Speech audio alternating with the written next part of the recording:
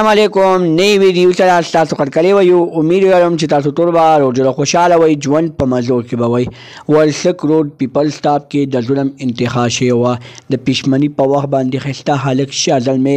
نامعلومه کسانو په چاړه باندې الار کړی ډېر زیات په بد حال باندې قتل کړی دوستانو هغه نامعلومه کسان ونیول شول د دغه هلک قاتلان ګرفتار شول قاتلان څوک دي قاتلانو داسې کار ولې وکړو قاتلانو په خپله خوله باندې ټول حقیقت راښکاره کړو دوستانو په دې ویډیو کې تاسو سره د دغه هلک قاتلانو خبرې شریکوو زموږ دا ویډیو خامخا وګورئ چې د قاتلانو د خبرو نه ځان خبر کړئ د نورو معلوماتي ویډیوګانو لپاره زموږ چینل سبسکرایب کړئ د نشان اوس خامخا وکړئ چې زموږ هر یوه نوې معلوماتي ویډیو تاسو ته په اسانۍ سره میلاویږي د ظلم انتقا شوې وه ډېره زیاته افسوسناکه دردناکه واقعه رامخې شوې وه ورسک روډ پیپل سټاپ کې یو ښایسته شاه زلمی ډېر زیات په بد حال باندې قتل شوی و دوستانو په دې طریقه باندې قتل شوی و چې هغه شاه زلمی چې الار کړی و او هغه الار کېدو لاش بیا د هغه کور مخې ته غورځولی شوی و دوستانو د دوی پټو شانت کې کورو هغه پټو نه خلکو پیدا واخیسته او دغه هلک ډېر زیات په بد حال باندې قتل کړو دوستانو هغه قاتلان ګرفتار شوي دي قاتلان بل څوک نه بلکې د هغه هلک خپل ګاونډیانو قتل خپل ګاونډي